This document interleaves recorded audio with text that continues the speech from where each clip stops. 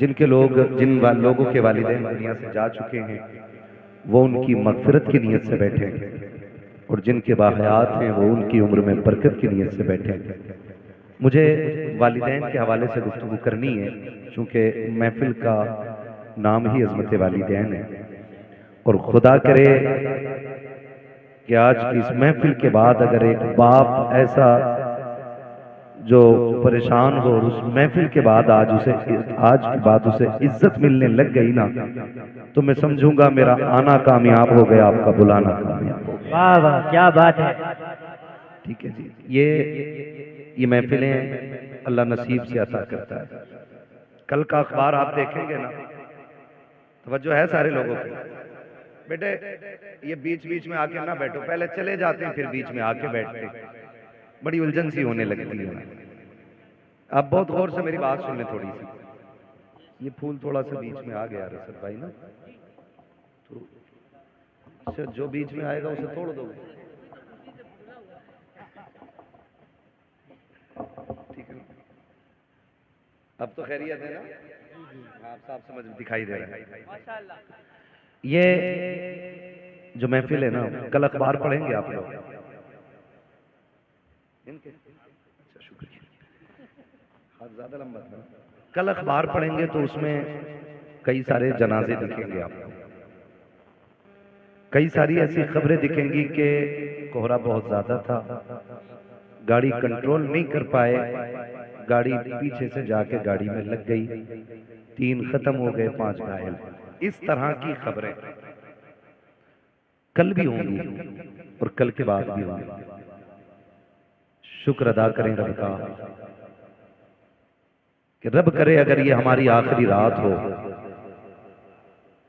और हमें मौत आ जाए, तो जब अमल खोला जाए तो लिखा जाएगा आखिरी रात कहाँ गुजरी थी, तो फरिश्ते झूम के कहेंगे हुजूर की महफिल में आखिरी रात। वाह वाह, क्या बात है। वाह वाह, जवाब नहीं, माशाअल्लाह,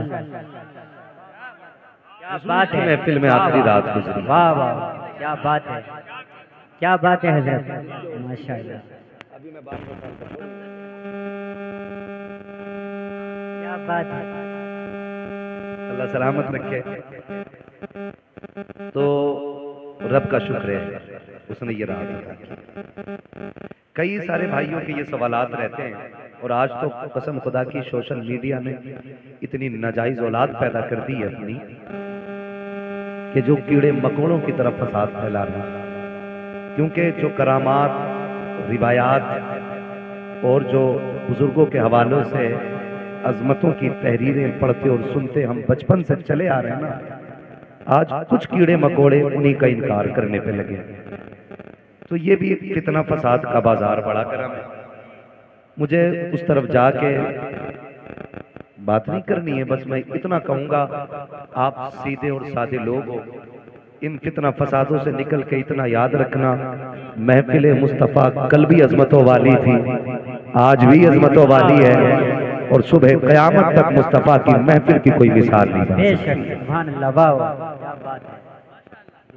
कई बार ये लोग कह देते हैं बीच में आकर के, भाई ये जलसा क्यों कर रहे हो, क्यों, क्या जरूरत है इस जलसे की?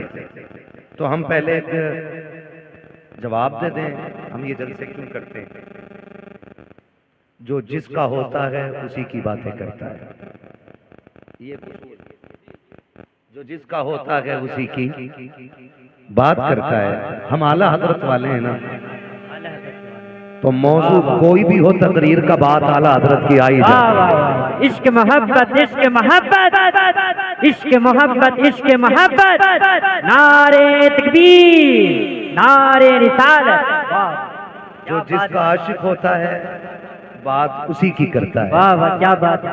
हम जानते हैं हम गुनाहगार हैं, खतावार हैं, हम जानते हैं ये सूरत हुजूर को दिखाने के लायक नहीं, लेकिन इतना हक तो हम भी रखते हैं ना, जब याद हुजूर की आती है उनके नाम की महफिल सजा लिया करते हैं। क्या बात है, माशाअल्लाह। ये हक तो हमारा भी है, ये हक तो हमारा भी है। हम गुनाहगार सही, मुजरिम बदकार सही, चाहे कैसे भी सही हैं तो करीमा तेरे। क्या बात है भाई, आला हज़रत ने शेर कहा था, मैं गुनाहगार सही, मुजरिम बदकार सही, अरे कैसा भी सही हूं तो करीमा तेरा, ठीक है ना। तो हैं तो हम उन्हीं के मुजरिमों बदकार गुनाहगार, हम ये महफिल सजाते हैं ताकि हमारे दिलों को ठंडक मिल जाए। एक फायदा है। दूसरा मकसद इसका क्या होता है?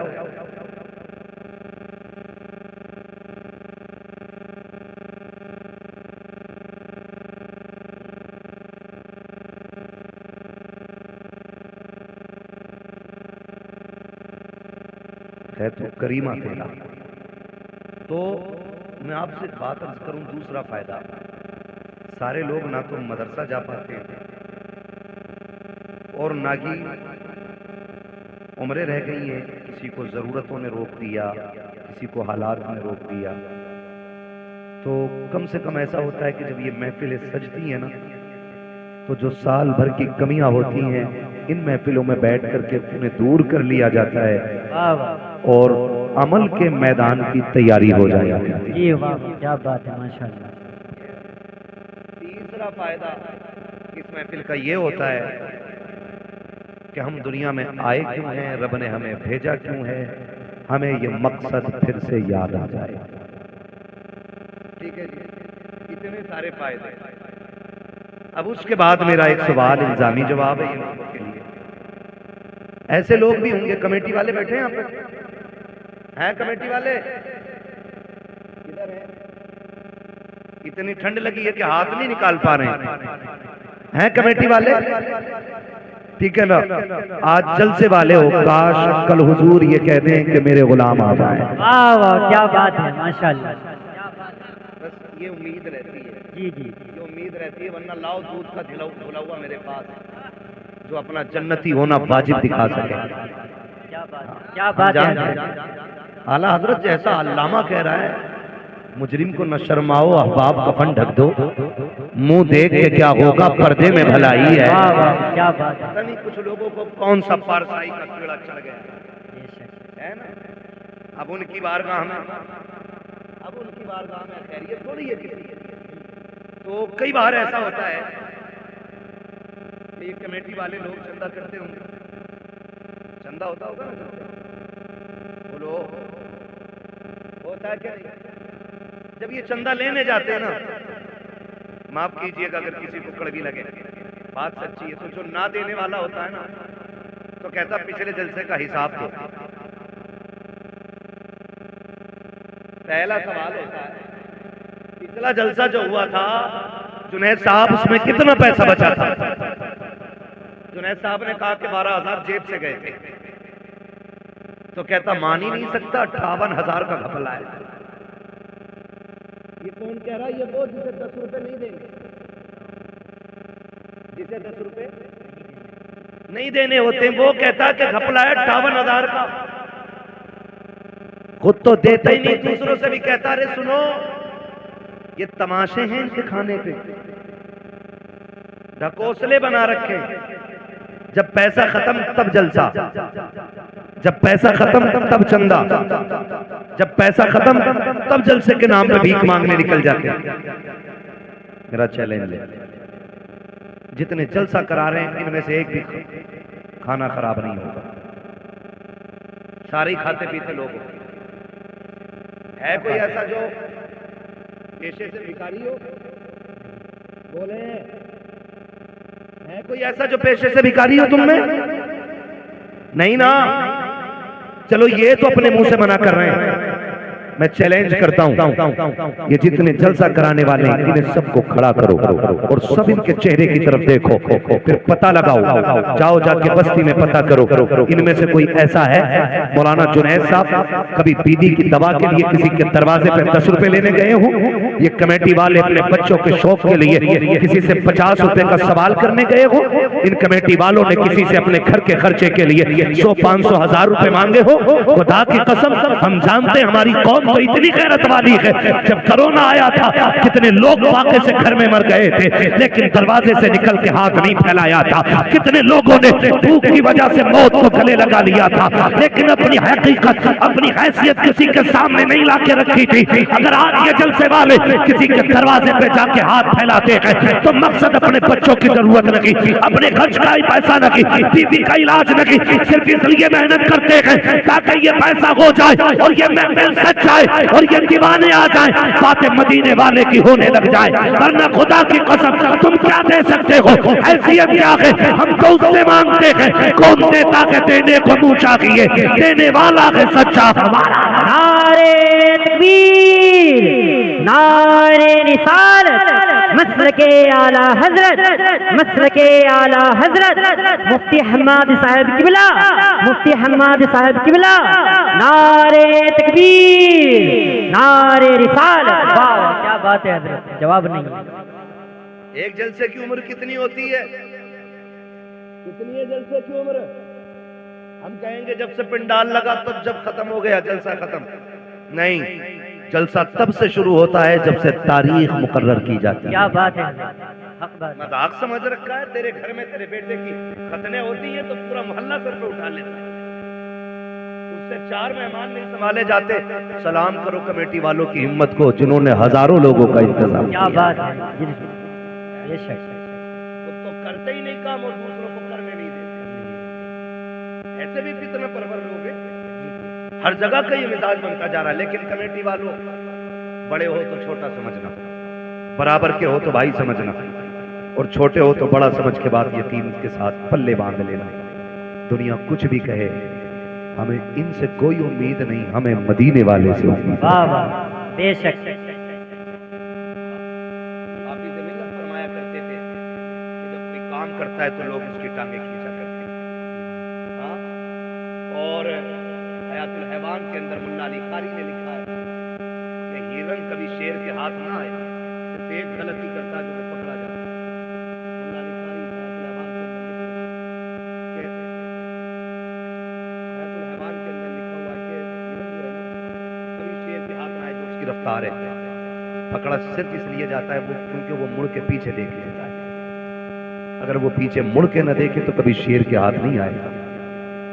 इसलिए काम करने वालों, कुत्ते भौंकते रहते हैं, हमें अपना काम करते रहना चाहिए। जी जी बेशक। मुड़ के पीछे, मुड़ के पीछे, मुड़ के पीछे, मुड़ के देखोगे रफ्तार भी नहीं हो जाएगी। और कुत्तों के डंडे मारोगे तो काम बंद हो जाएगा, क्योंकि फिर कुत्तों से लड़ते रह जाओगे। बड़े बूढ़े कहते हैं कुत्ते भौंकते रहते हैं, मस्त हाथी। याद है ना ये, मस्त हाथी चलता रहता है, अपने हिस्से का काम करो। कोई कुछ भी कहे फिक्र नहीं, हमें अपना इनाम अपने नबी से लेना है। ये महफिल अज़मत वालिदैन के हवाले से सजी, जिन्होंने सजाई अल्लाह उनके वालिदैन अगर जिंदा हैं तो लंबी उम्र अता कर, अगर चले गए हैं तो उनको जन्नतुल फिरदौस अता कर। नौजवानों, माँ बाप रब की बड़ी नेमत है। लफ्ज़ माँ इतना मीठा है कि ये ज़बान पे आता है और मिठास कलेजे पे महसूस होती है। और बाप, बाप का तो तसव्वुर आते ही ऐसा लगता है जैसे आसमान सर पे आ गया हो। अक्सर गाड़ियों पे लिखा होगा, आपने देखा होगा, माँ की दुआ ठंडी हवा। ये ट्रक के पीछे, गाड़ियों के पीछे अक्सर लोग लिखते हैं। हमें इसलिए याद है, हम लोग रोड पे चलते हैं और देखते हैं माँ की दुआ, माँ की दुआ। इतने ठंडे ना पड़ो कि बोल ना पाओ। मुझे मालूम है मेरे हिस्से में 3 के बाद का वक्त आया, लेकिन मैं खुश हूं इस बात के कि मेरे हिस्से में क्रीम क्रीम आई है, जितना मट्ठा है वो सारा जा चुका है। क्या अच्छे ही लोग रह गए, अच्छे ही लोग रह गए। मैं आपको मजबूर नहीं करूंगा कि आप उठ के नारा लगाएंगे या कैसे, बस मेरी बात सुने, यहां के जरिए यहां तक आ जानी चाहिए। माँ की दुआ, ठंडी हवा, माँ की दुआ, ठंडी हवा।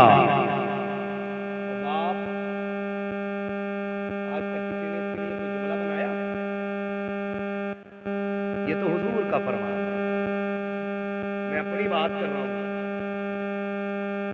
आपको अल्लाह सलामत रखे, कम से कम इतना याद तो है। बाप के लिए किसी ने आज तक कोई जुमला इस तरह का नहीं लगाया जिस तरह माँ के लिए लगते। माँ की दुआ, ठंडी हवा, मेरी माँ की दुआओं का सदका, सारा माँ पे ही लगा दिया। बाप से बहुत दूर लोग रहते हैं। उसकी वजह जानते हैं, इसलिए कि माँ चांद की चांदनी की तरह होती है और बाप सूरज होता है। चांदनी ठंडी होती है, धूप धूप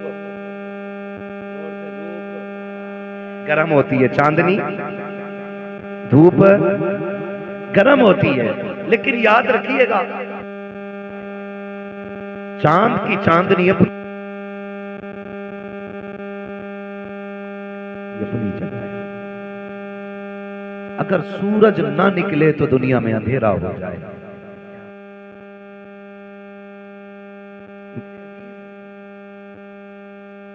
का मकाम, रुतबा बाप का भी कोई कम नहीं है। फरमाया गया माँ के कदमों के नीचे जन्नत है, माँ के कदमों के नीचे जन्नत है, जन्नत है। और जब बाप की बारी आई, फरमाया गया बाप जन्नत का दरवाजा है।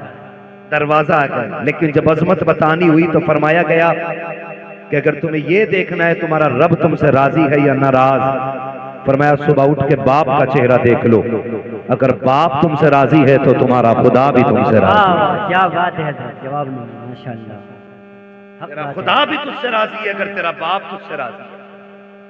माफ कीजिएगा, आप भी किसी ना किसी के मुरीद होंगे। मैंने भी वक्त के कुतुबुल इरशाद हुजूर अख्तर रजा खान अजहरी मियां का दामन था। वाह वाह, क्या बात है। मैंने उनका दामन थामा, आपने भी किसी ना किसी का दामन थामा होगा। कई बार ऐसा होता है, माशाअल्लाह, कई बार ऐसा होता है ना, लोग खड़े होकर बात करते हैं, हजरत जी मैं मुसाफा करके आया, हाथ गुलाब जैसे थे, हाथ गुलाब जैसे थे, हाथ गुलाब जैसे थे। मैंने कहा बेशक बेशक गुलाबों के हाथ गुलाब जैसे ही होते हैं, जी जी जी। लेकिन कभी पैर, बाप के पैर के तलवे भी चेक कर,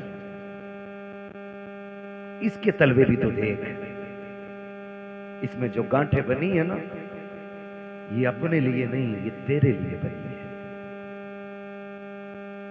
जिन बाप के हाथों में हमें मिट्टी नजर आती है ना, वो भी गुलाब जैसे होते, मगर तेरे मेरे ख्वाब पूरे करते करते इनके हाथों की लकीरें खिस गई ताकि बेटे के ख्वाब पूरे कर सके।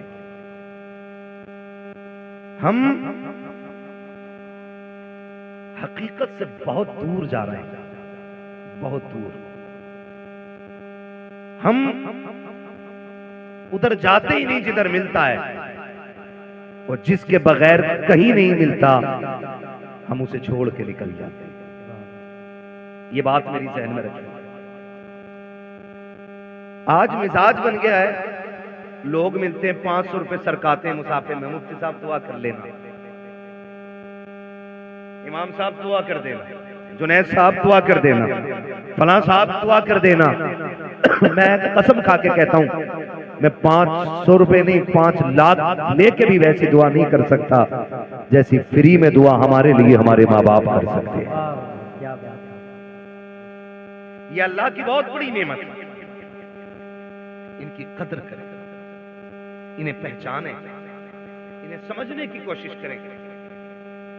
अब बाप बूढ़ा हो गया है ना, हम जवान हो गए, तो जाहिर है बेटे पे जवानी तब आती है जब बाप बूढ़ा हो जाता है। तो कभी रात में सरहाने बैठ, उसके कंधे दबा, कंधे। मैं टूट गया उस दिन, मन हट गया तकरीर का नतीजा लिया। एक नौजवान ने फोन करके कहा मेरे बाप को समझाइए। मैंने कहा क्या हुआ? कहा कि वो आज भी रक्षा चलाता है, उसकी वजह से हमारे रिश्ते अच्छे नहीं आ रहे। तो मैंने कहा तू मुझे कैसे जानता है? उसने कहा मैं आपकी तकरीरें सुनता हूँ।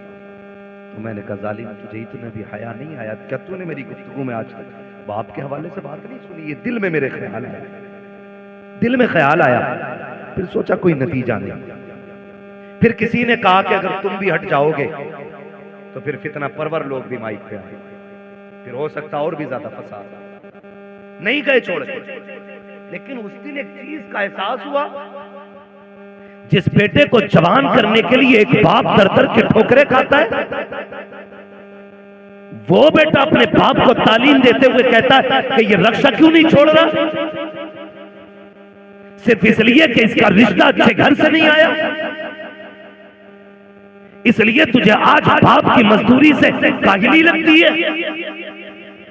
मैं हाथ जोड़ के कहता हूं नौजवानों, अगर तुम्हारा बाप मजदूरी करता है तो उसे हकीर न समझना, अगर तुम्हारा बाप ईंटें ढोता है तो उसे कमतर न समझना, अगर तुम्हारा बाप थक के खा के 4 पैसे इज्जत के कमा के लाता है उसको कभी हकीर न समझना। वो रक्षा चलाने वाला, वो ठोकरे खा के तुम्हें 4 पैसे ला के देने वाला, वो मजदूरी करके पसीना बहा के तुझे इज्जत की रोटी खिलाने वाला, जब शाम को लेटा करे कभी उसके कंधे दबाया कर, कभी उसके तलवे दबाया कर। अगर वो तुझसे कहे बेटे क्या बात है तो उसके कदमों को चूम के कहा कर, अब्बा तेरा एहसान है, तू इतना बादशाह बाप है, तूने बाप होने का हक अदा कर दिया है, तूने किरदार निभा के दिखाया है। अब्बा तेरी मजदूरी पे सदके जाए, तेरी मेहनत पे कुर्बान जाए, हमें शुक्र है रब का, रब ने हमें दलाली वाला बाप नहीं दिया है, मेहनत वाला बाप दिया है कि तूने किसी के आंसुओं में डूबे हुए लुकमे नहीं खिलाए, अपने पसीने में डूबे हुए हलाल के लुकमे लाए। नारे तकबीर, नारे रिसालत, मसलके आला हजरत, मसलके आला हजरत, मकामे वालिदैन, मकामे वालिदैन, नारे तकबीर, नारे रिसालत, जिंदाबाद। या रसूल अल्लाह। ओ भाई इसका इको थोड़ा कम करो, तवज्जो है सारे लोगों की। बाप बाप होता है, बाप कौन होता है, बोले जरा बाप बाप होता है। लेकिन आज ना शादी हो गई ना तो अब्बा को भी हाजी जी कह रहा है, अपने बाप को हाजी जी कह रहा है, घर में आके कह रहा हज्जन हाजी जी कहाँ है, और बेगैरत जिससे हज्जन बोल रहा है वो माँ है, और ससुराल में ससुर को जाके कह रहे अब्बू, सास को अम्मी और मां को हज्जन, अब्बा को हाजी जी।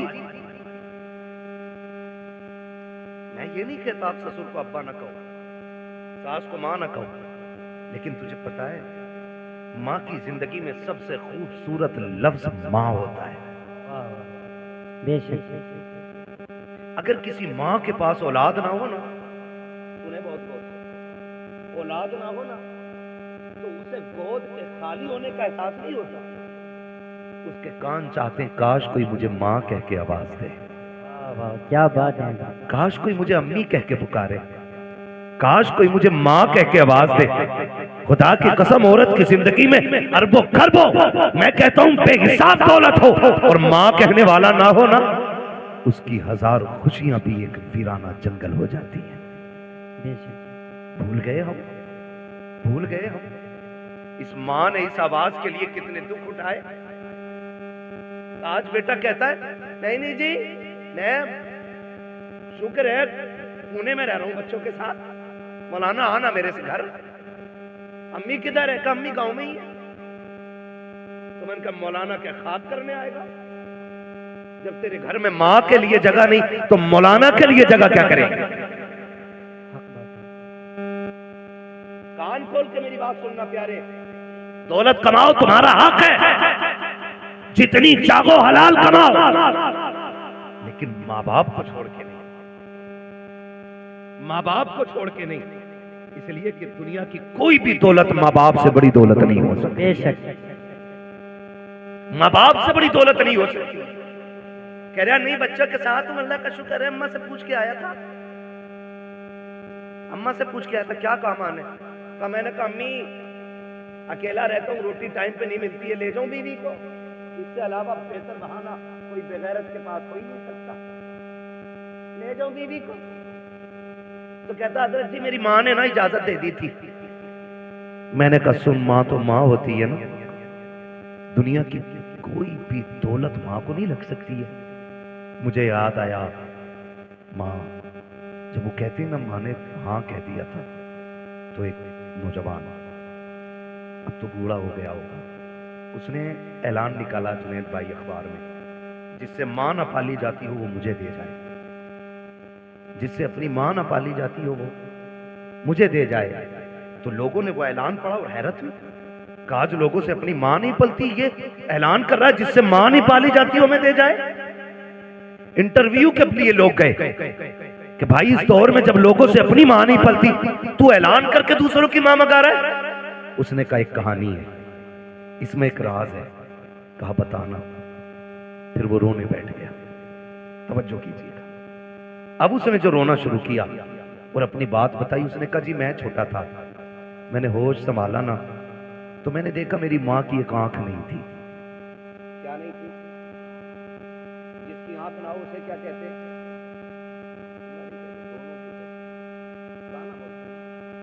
ये समझेंगे ना मुहावरे में, अगर अल्लाह ना करे किसी को ये आरिज़ा लाहिक हो, खुदा सबकी आंखें सलामत रखे। ठीक है, मैं एक समझाने के लिए बात कर रहा हूँ। वो कहता मेरी माँ की एक आंख नहीं थी। कहते मैं जब घर पर रहता था तो कोई प्रॉब्लम नहीं, मेरी माँ ने एक अच्छे स्कूल में मेरा एडमिशन करा दिया। और इको कम करो भाई इसका थोड़ा सा। अच्छे स्कूल में जब मेरा एडमिशन हुआ ना, मैं पढ़ने के लिए गया, तो मेरी माँ मुझे स्कूल छोड़ने के लिए आई। उसकी एक आंख नहीं थी, बच्चों ने मजाक बना ली, कानी का बेटा है, कानी का बेटा है, कानी का बेटा है। कहते मैंने आके बस्ता फेंक दिया। मैंने कहा माँ नहीं पढ़ना मुझे। कहा क्यों? का लोग मुझे कानी का बेटा कहते, मजाक बनाते। तो माँ थी ना, सीने से लगाया। कहा लाल तेरी जिंदगी का सवाल है, सर पे बाप भी नहीं है, यतीम है तू, तेरे सहारे मेरी जिंदगी कट रही है। बेटे पढ़ ले वरना जमाना एक लुकमा किसी को नहीं देता है, दौर बहुत खराब हो गया है बेटे। माँ ने समझाया। कहता फिर माँ ने मेरा एडमिशन करा दिया। कहा मैं पढ़ता रहा यहाँ तक कि मैं होशियार हो गया।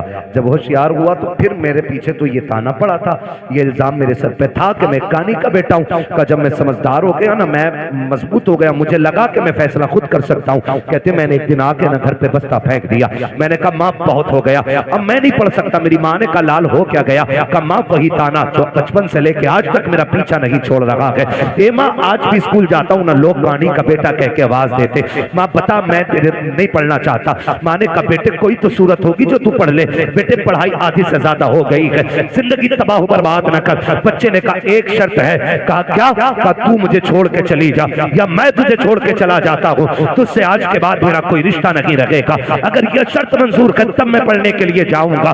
जब इतनी बात बेटे ने कही है, खुदा की कसम हजारों बिजलियां माँ के कलेजे पे गिर गई थी। कौन सा दर्द था जो आज माँ को याद नहीं आ रहा था? कौन सा एहसास था जिसने आज माँ को रुलाया नहीं था? जब बेटे ने इतना कहा कि इस शर्त पे पढ़ाई होगी कि तुझसे मेरा कोई रिश्ता नहीं। माँ तो माँ होती है, तू बीवी को लेके उड़ के जाके कहता है मेरी माँ ने इजाजत दी है, तूने तो कुछ भी नहीं मांगा, जो इसने मांग लिया था। इसने कहा आज के बाद तेरा मेरा कोई रिश्ता नहीं है। नौजवान कहता मेरी माँ ने कहा ठीक है शहजादे, आज के बाद तेरा मेरा कोई रिश्ता नहीं। उसने कहा माँ कोई पूछे भी तो बताना मत, मैं तेरा बेटा हूँ और ना मैं कहूंगा तू मेरी माँ है। माँ ने अपनी आंखों में आंसू लिए, बेटे से जुदाई बर्दाश्त कर ली। वक्त बदलता गया, बेटा पढ़ता चला गया। फिर अल्लाह ने अच्छी नौकरी दी, शादी भी हो गई, अच्छी दुल्हन मिल जाती है। अल्लाह ने इसको एक बेटा अता किया। जब बेटे की खबर माँ को पहुंची है, कई बार इस बेटे को देखने के लिए माँ बेटे के दरवाजे तक आई है, लेकिन गैरत ने कदम रोक दिए थे। हिम्मत जवाब दे गई, अपने बेटे को माँ बेटा ना कह सकी,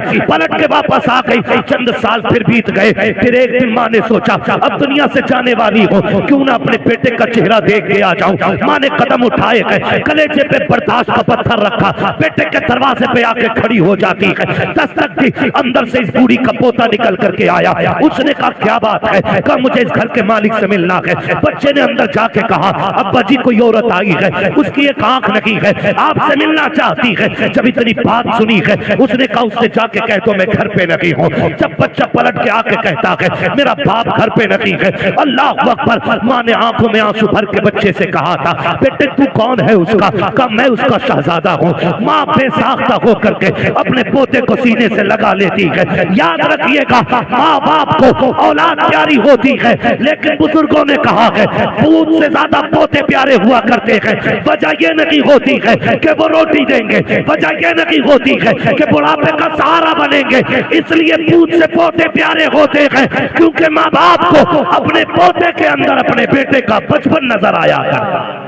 नारे तकबीर, नारे रिसालत, मसलके आला हजरत, मसलके आला हजरत, हजरत मुफ्ती हम्माद साहब किबला।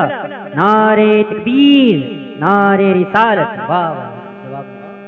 इसलिए पोते मुझसे प्यारे होते। मैं बहनों से कहूंगा, ये आई बैठी हैं, कई बार ऐसा होता बूढ़ा ससुर पोते को गोद में ले लेता है ना। आजकल तो जेंटलमैन है ना, बहुत पढ़े लिखे लोग हो गए सब, ऐसे पकड़ के खींचती है, उठ यहां से, देखता नहीं से सांस का मर्ज है, इसके मुंह में थूक आता है, इसकी आंखें गंदी रहती हैं। यही वजह है कि हम पढ़ाने के बाद भी अपनी औलाद को इंसान नहीं बना पाए। गलत नहीं कह रहा हूं। जिन लोगों को किताबें ना मिली, बूढ़ों का दामन मिल गया, वो आज भी इंसान है। और जिन्हें किताबें मिली, बुजुर्गों का दामन न मिल सका, वो पढ़ लिख कर भी जानवर से ज्यादा बदतर है। इसलिए कि इल्म किताबों से मिलता है, लेकिन तजर्बा बुजुर्गों की बैठक से मिला करता है। बेशक, वाह वाह, क्या बात है। गोद से खींच लाती है, गोद से। मजाल है जिसमें दादा ने खाना खाया उसमें पोते को खाना दे दिया जाए। ऐसे बुड्ढे के आगे की नल के आगे फेंकी जाती है जैसे कुत्ता मुंह डाल के गया हो। किस इंसानियत की बात करते हो आप? किसे तरक्की कहते हो? वो अंधेरा की भला था कि कदम राह पे थे, रोशनी लाई है मंजिल से बहुत दूर हमें। पहले घर कच्चे थे लेकिन रिश्ते पक्के थे, आज घर पक्के हो गए, रिश्ते कच्चे हो गए। ये वजह है सगा बाप प्लेट में खाना खा ले, बेटा उसमें खाना खाने तैयार नहीं। अब्बा के आगे का गिलास बेटा धो के पानी पीता है, मौत नहीं आ जाती? कह नहीं, इससे बीमारी फैलेगी। मेरे नबी ने फरमाया सूरुल मोमिन शिफाउन, और जालिम मोमिन के जूते में शिफा होती है। उससे किसने कह दिया कि इसमें बीमारी है? आज बाप के जूते बर्तन में बेटे पानी नहीं पीते। मुझे बताओ, दौर बहुत करीब है। हमने 2000 के बाद का जो दौर हमने देखा है ना, इससे पहले कभी ऐसा दौर नहीं आया। इससे पहले कभी ऐसा दौर नहीं आया। आज कंडीशन ये है कि 25% लोग कैंसर के मरीज। हाँ, 25% कैंसर, 99% शुगर घुसती जा रही है। गलत नहीं कह रहा हूं। जानते हो क्यों? क्योंकि हमने अपनों का जूठा खाना छोड़ दिया।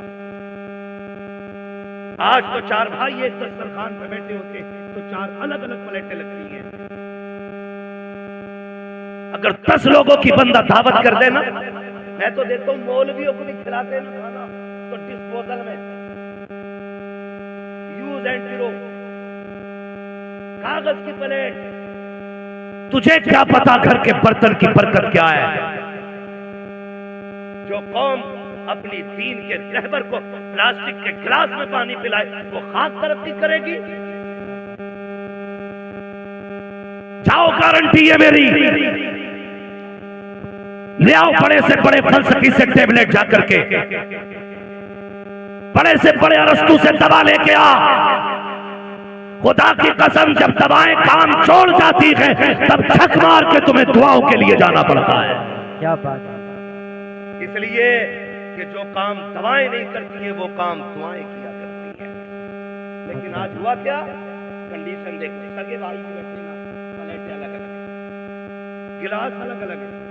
एक गिलास रखो तो हमारी कौम उसको समझती है कि ये जिहालत है। ये 4 लोगों के बीच एक गिलास। जानते हो, जब मोहम्मद बिन कासिम पहली मर्तबा इस मुल्क में आया, कोई एक्टर नहीं था, कोई डिजाइनर नहीं था, हुजूर के दीन का सिपाही था, हीरो था इस्लाम का।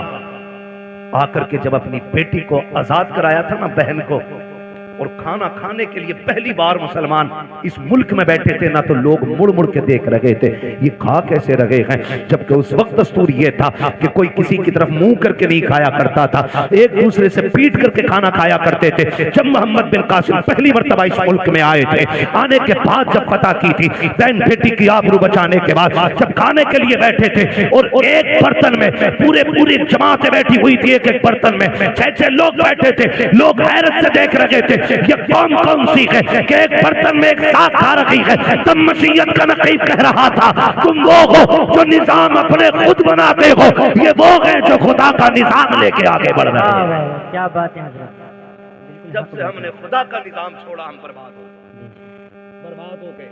अपने बड़ों की इज्जत करना, उनकी गोद से बच्चे न छीनना हक है। और तू होती कौन है बच्चे छीनने वाली? हक क्या है तेरा छीनने का? तू माँ है, वो दादा है। तू बाद में आई है, दादा पहला है। अगर दादा ना होता तो तू भी इस घर में नहीं होती। मगर इसी को जो है ना, हमारे लोग, हमारे भाई उल्टा बच्चों से कहते हैं, हाँ हाँ सही तो कह रही तुम्हारी अम्मी, जाना मत, अब्बा के जूता खाना मत। तुझे पता है जब बंदा 70 पार कर जाता है ना, और उसके पैर कांपने लगते हैं, हाथ नहीं काम कर पाते हैं, नजर पूरी नहीं देख पाती है, चप्पल जूते ढूंढने लग जाता है, लाठी टटो के पकड़ता है ना, तब खुदा आवाज देकर कहता, फरिश्तों खबरदार, अब इसके अमाल से कलम गुनाहों के एतबार से उठा लिया जाए, अब इससे खता भी हो जाए तो खता न लिखना, इसलिए कि अब मेरा बंदा दुनिया तनहा छोड़ गई है, अकेला रह गया है, अब मेरी रहमतों का सहारा है। देखते नहीं हो फरिश्तों, कोई जूती चुरा रहा है, कोई लाठी छुपा देता है, किसी को थूक से नफरत है, किसी को इसके मुंह से नफरत है, कोई इसकी आंखों से घिन कर रहा है। अब दुनिया ठुकरा गई है, देख ये सिर्फ मेरी रहमत के सहारे है। खुदा की कसम, ऐसे बंदे जब दुनिया से जाएंगे, अल्लाह कयामत के दिन बड़े बूढ़े को बुलाएगा और बुला के पूरे परिवार को इकट्ठा करेगा, फिर उस बड़े बूढ़े से पूछेगा, बता इनको पहचानता है ये कौन है? वो कहेगा, हाँ ये मेरी पोती लगती है, ये मेरा पोता लगता है, ये मेरा बेटा है, ये मेरा देवता है, ये मेरी बहू है, ये मेरा भतीजा है। उसके बाद रब फरमाएगा, बता इनका मामला तेरे साथ क्या था? वो ये कहेगा, मालिक इसको मेरे जूते से नफरत थी, ये मेरे बिस्तर से घिन करता था, इसको मेरे कपड़े से नफरत आती थी, ये मेरे छोड़े हुए खाने को हाथ नहीं लगाता था। रब फरमाएगा, सुन आज इनमें से जिसको तू कह देगा मैं उसे जन्नत दूंगा। वो बूढ़ा कहेगा, क्यों? कहेगा, मैं जमाने को बताना चाहता हूँ जिससे तुम कुछ नहीं समझते हो, रब ने आज महशर में उसे शफाअत का इख्तियार अता कर डाला है। क्या बात है हजरत, जवाब नहीं है, माशाअल्लाह। इज्जत करो अपने बड़े बूढ़ों की, वरना याद रखना जैसी करनी जोर से, जैसी करनी ऐसी करे। छोड़ो बुड्ढों को यार, बड़ा रहने दो, इन्हें क्या पता है। अब साहिब जी का दौर है, बुढ़े के दौर में कोई भी जी नहीं था। खुदा की कसम कोई जी था या ना था, लेकिन इस बुड्ढे के दौर में अदब जरूर था। अदब जरूर था। मेरी जेब पे अगर कलम लग गया ना, तो सफेद बालों वाला भी आ जाए तो मैं क्यों उठूं? तो कलम लगा के बैठूं भाई, मैं तो हजरत हूं, मुझे तो लोग हुजूर भी कहते हैं, तो मैं ये लेके बैठ जाऊं? ये हुजूर का दीन है, ये हुजूर का दीन। मिटा दे अपनी हस्ती को अगर कुछ मर्तबा चाहे, कि दाना खाक में मिलकर गुले गुलजार बनता है। जिन्हें झुकना नहीं आता उन्हें उठना वही जानते हैं जो झुकना जानते हैं। मौलाए कायनात शेर खुदा फरमाते हैं, अगर तवाज़ु और इंकिसारी की वजह से किसी की इज्जत कम हो जाए तो कयामत में मेरा गरेबान पकड़ लेगा। झुकने वाले लोग कभी छोटे नहीं होते। तूफान आता है, हवा तेज चलती है, तो जो हवा के साथ कभी कभी झुक जाते हैं वो कभी उखड़ते हैं। जो अकड़े रहते हैं वो, जो अकड़ जाते हैं वो जोर से वो उखड़ जाते हैं। हमारे हिस्से की गरीब इतनी मस्ती तो नहीं हो सकती कि बोल ना पाए। जो उम्मीद है वही बैठा होगा जिसमें दम होगा। जो अकड़ जाते हैं वो उकड़ जाते हैं। तो मैं क्या बात अर्ज कर रहा था आपसे, उसने भाई ये टंटना मंटना ना करो यार, बोलने तो थोड़ी सी तवज्जो है ना सारे लोगों की। बच्चे ने क्या कहा कि अब्बा घर पे नहीं है। उसने लिपटा लिया सीधे से, बच्चा छुटा के भागा। मां चली गई। मां कुछ दिन की मेहमान थी। जब बीमार हुई, तबीयत खराब होने लगी ना, उसने कलम लिया, एक तहरीर लिखी, तय की, पड़ोसन को बुलाया, कहा मेरा इंतकाल हो जाए ना, वो जो सेठ साहब रहते हैं ना फलां गली में, उनका मकान है, मेरे इंतकाल के बाद ये मेरा कागज उन तक पहुंचाते हैं, लेकिन याद रखना इसे खोल के ना देखना, ये मेरी अमानत है, इसे खोल के ना देखना, ये मेरी अमानत है। इतना कह के उसने दिया। कुछ दिन गुजरे कि उसका इंतकाल हो गया, मां मर गई।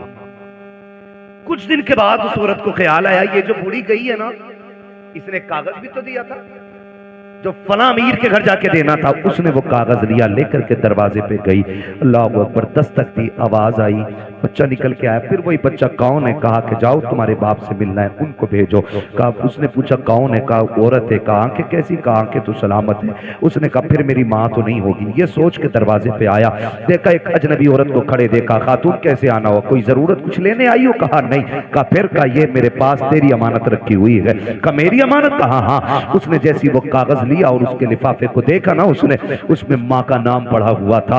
बस लेके अंदर आया, उसको लेके खोल के बैठ गया। जब उसने खत खोल करके पढ़ना शुरू किया ना, अजीब कहानी थी, चीखें निकल जाती। उसने लिखा जो पढ़ा है, माँ ने लिखा था, मेरे शहजादे, मैं तुझसे कई बार मिलने की कोशिश की, लेकिन तूने मिलना नहीं चाहा। मेरे बेटे, मैं तेरी बुलंदी और तेरी तरक्की के लिए तुझसे दूरी बर्दाश्त करके वक्त गुजारती रही। बेटे मैं शिकवा कोई नहीं कर रही हूँ, शिकायत कोई नहीं, मेरी तो कट गई जैसी भी कटनी थी, लेकिन बेटे एक दर्द मेरे सीने में था, एक एहसास था बेटे, जब तेरे बाप का इंतकाल हुआ तू मेरी गोद में था।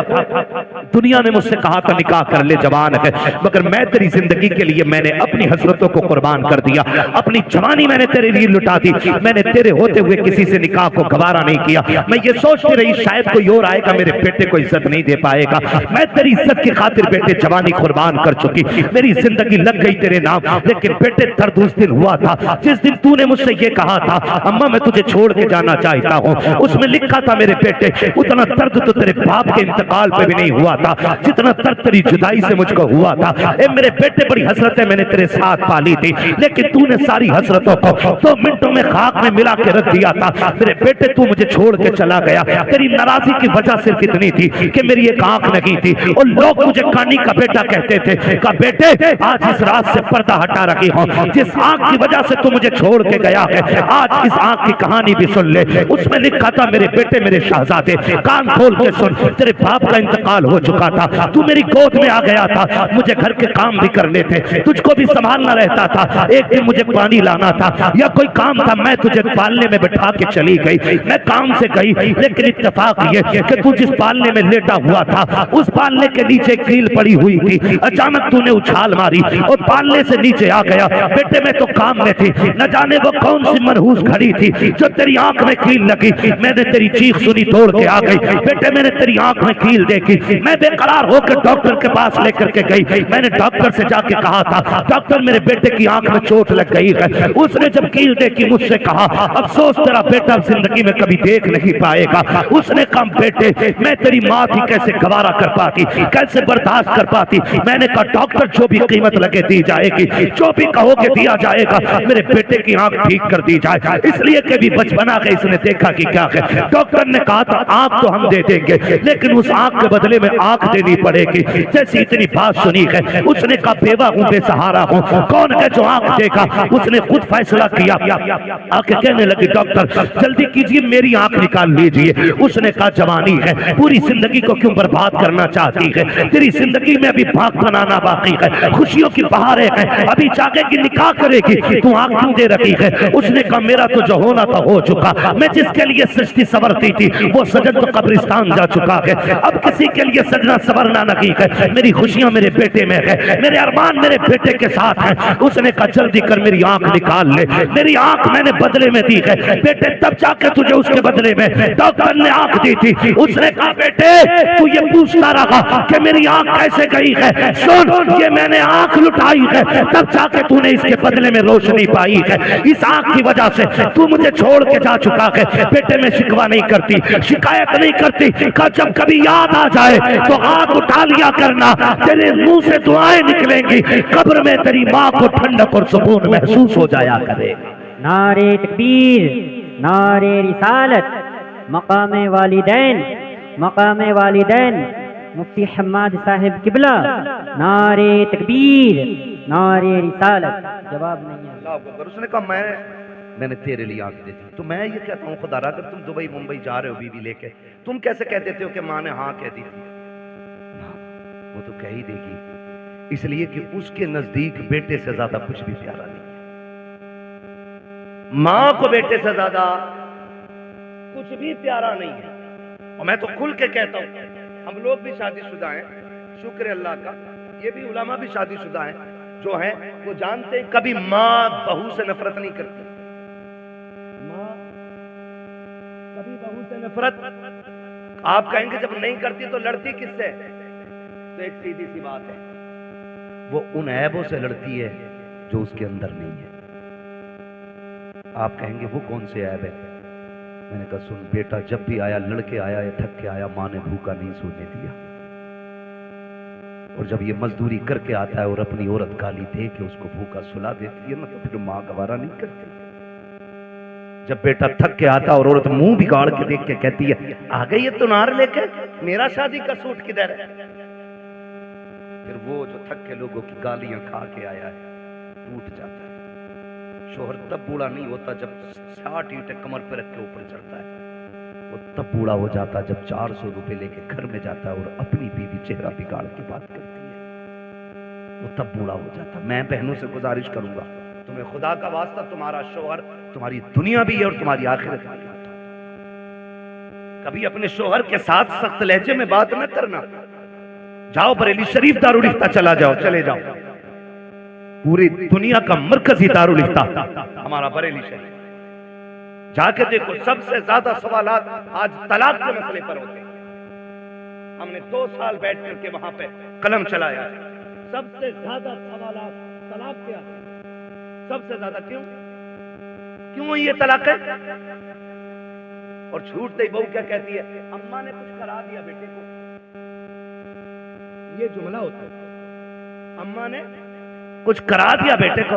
अम्मा पढ़ा रही है, मेरी बहन मुझे बता तो सही ये तेरे जुमले कहां तक सही कहां तक गलत है, ये तुझे पता होगा, लेकिन मैं तो इतना जानता हूं, जैसे बेटा 18 साल का हुआ था, माँ ने 4 लोगों में बैठ के कहना शुरू कर दिया था, बेटा जवान हो गया है, चांद सी दुल्हन लेके आनी है, मुझे गुलाब का फूल लेकर के आना है। जो तुझे गुलाब का फूल कहती रही, पूरी जिंदगी चांद चांद कह के आवाज देती रही, आज वो तुझसे नफरत क्यों कर रही है? नहीं से तुझसे नफरत रखी है। जब शाम को बेटा आके भूखा सोता है, ये माँ को गवारा नहीं होता है। जब सुबह को उठ कर बेटा भूखा जाता है, ये माँ को गवारा नहीं होता है। अगर ये चाहती हो तुम्हारा घर जन्नत की तरह रखे, खुदा की कसम तुम अपने अंदर माँ वाली आदतें पैदा कर लो। माँ तो वो चीज होती है, तू उसके बेटे की खिदमत कर, माँ तुझे अपने मुंह का निकाल के खिलाना शुरू कर डाले। क्या बात है, बेशक। लेकिन गलती है, आया शोहर थक के कह रही मैं ना लूं ये 400 वाला जोड़ा, मैं वही तेज जुनैद हफीज़ की बहू ने पहना। और भाई जुनैद हफीज़ का अपना मसला है, मेरा अपना मसला है, इनका अपना मामला है, होड़ किसकी? मैं तो खुल के कहता हूं मेरी बहन कनीज़े फातिमा ज़हरा बन, अगर तेरे शोहर की हैसियत नहीं नई जोड़ा पहनाने की, पुराने पे पैबंद लगा के मर। कसम खा के कहता हूं कनीज़े फातिमा ज़हरा बन के मर जा, आखिरी तख्ता लगने से पहले ज़हरा के बाबा तेरी कब्र में तशरीफ ले आए। वाह वाह, क्या बात है। आज जरूरत है घर बेहतर किए जाए, घर बेहतर किए जाए। आज घर घर की कहानी झगड़े, घर घर की कहानी, किसी को अम्मा बोझ लगती है, किसी को अब्बा बोझ लगता है, किसी को माँ की रोटी हजम नहीं होती, तो किसी को बाप के 2 लुक़मे भारी लगते। मुझे एक बात याद आ रही है, मैंने एक जुमला बोला था, जैसी करनी, खत्म कर लूं तकरीर तो फिर बोले ना, जैसी करनी मुझे मालूम है मेरे जुमले सख्त होते हैं, क्योंकि मैं फ्री में जन्नत नहीं बांटता।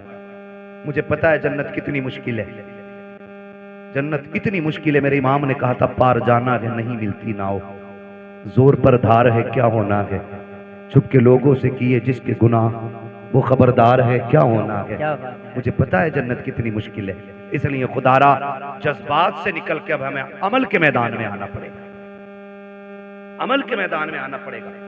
अल्लामा रूमी ने मसनद शरीफ में एक बात तहरीर फरमाई, बड़ी अजीब बात है, तवज्जो है, कहते हैं जरा या रसूल अल्लाह। या रसूल अल्लाह। हाँ, बस 10 मिनट में इंशाल्लाह बात पूरी करने लगा हूँ। 1 घंटा होने वाला है, 4 मिनट बाद 1 घंटा पूरा। अल्लाह आपको सलामत रखे। मैं कोशिश कर रहा हूँ कि 4 मिनट से ऊपर थोड़ा सा चला जाए, 5 मिनट ज्यादा हो जाएंगे, लेकिन मैं बात बताना चाहता हूँ, खुदा करे ये बात दिल में उतर जाए। मैंने एक जुमला बोला था, जैसी करनी वैसी भरनी। अल्लामा रूम मसनद शरीफ में तहरीर फरमाते हैं, एक बीवी ने अपने शोहर से शिकायत की। उसने कहा कि तुम्हारे बाप की खांसी सोने नहीं देते। ए बेटे तवज्जो कर थोड़ा सा, मालूम है ठंड ज्यादा हो रही है। उसने शिकायत की कि तुम्हारे बाप की खांसी ना बर्दाश्त नहीं होती। उसने कहा, तुम तो मेरे जिगर का टुकड़ा हो, तुम्हारे लिए बाप क्या, मैं कुछ नहीं छोड़ सकता। उसने बाप को उठाया, अगले दिन बिस्तर उठा के वहां डाला, बाप का बिस्तर जहां जानवर बनते थे। मसनवी शरीफ में अल्लामा रूमी ने लिखा है, वहां डाला जहां जानवर बनते थे। वो कहने लगा, अब्बा आज के बाद यहीं रहना है। बाप था, उसने कहा ठीक है जी मंजूर है। तो बच्चे, उसने एक पुराना सा कंबल उठा के लाया घर से और पुराना कंबल बाप के ऊपर डाल दिया।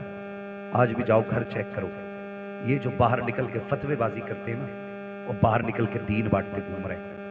जो तनकीदें करते हैं ना चौक में खड़े होकर इमामों पे और मौलवियों पे, जाके देखो अपना आप तो रेशमी कंबल में सो रहा होगा और अपने बाप के पास वही रजाई होगा जिसमें चांद साफ नजर आ जाए। ये कंडीशन है, अमल से बिल्कुल खाली है। ये लगता है कि बस ये बोलना जो है ना यही जन्नत ले जाएगा। अमल मजबूत कीजिएगा, हम सबको अमल मजबूत करना है। अल्लामा रूमी लिखते हैं, उसने पुराना सा कंबल बाप के ऊपर डाला और साथ में उसका अपना बेटा भी गया। हाथ पकड़ के पलटा ना बेटे ने, बाप पलट के दादा को देखा, कुछ याद आया उसे। उसने बाप से हाथ छुटाया और दादा की तरफ गया। जो कंबल दादा के कंधे पे रखा था ना, वो उतारा। उतारने के बाद पैर के नीचे रखा, उसके 2 टुकड़े किए, 2 टुकड़े करके आधा दादा के कंधे पे डाला, आधा अपने। अब्बा चूंकि नौकरी वाला था, पैसे वाला था, अब्बा ने कहा ये क्या बदतमीजी है, तेरे लिए मखमली लिबास है, अच्छे बिस्तर है, तू ये क्यों लिए जा रहा है। उसने कहा देखा ना भैया, मैंने कहा क्या, कहा दादा बूढ़े हो गए तो आपने पुराना कंबल इनको दिया। मैं हिसाब लगा रहा हूं, कल आप बूढ़े होंगे, जैसे आपने दादा को यहां ला के डाला, मैं कल आपको यहां लेके आऊंगा। तो उसने कहा शायद कल पुराना कंबल ना हो। उसने कहा आधा फाड़ के लेके जा रहा हूं, आधा दादा का है और आधा आपका है। इतना सुना ना, उसकी चीख निकल गई। उसने कहा सच है, जैसी करनी वैसी, जैसी करनी वैसी भरनी। आपसे मेरी गुजारिश है, माँ बाप है ना तो उनको राजी कर ले, ये सबसे बड़ी दौलत है। कोई पीर तुम्हें जन्नत नहीं देगा अगर माँ बाप नाराज है। पीर तो क्या यार, मैं कहता हूं बगदाद चले जाओ, बड़ा पीर भी जन्नत नहीं देगा अगर माँ बाप नाराज है। जाओ हरम तक चले जाओ, अगर घर का बाप राजी है तो खुदाए पाक राजी है, बाप नाराज है तो खुदाए पाक भी नाराज होता है। बड़ी बात, आज माँ बाप हैं तो कदर करो। कह रहा हाजी जी हैं, प्रधान हैं, अब्बा को मुखिया, बाप को बाप कहा करो, अब्बा कहा करो, माँ को माँ कहा करो, इन्हें वक्त दिया करो। आज इनके जुमले सख्त होते हैं। कह रहा मौलाना बस करो, तुम मेरे अब्बा को जानते ना हो, बहुत खड़ूस है मेरा अब्बा। ये जुमले बोल रहा है, मेरा अब्बा बहुत खड़ूस है, सीधी कहो तो उल्टा ही बोलता है। मैं कहता हूं जालिम, तूने बाप को समझा ही नहीं। कभी बाप अपने लिए जीता ही नहीं, वो तो जीता ही औलाद के लिए। ये उस दिन समझोगे जिस दिन तुम्हारे पास बैठे होंगे।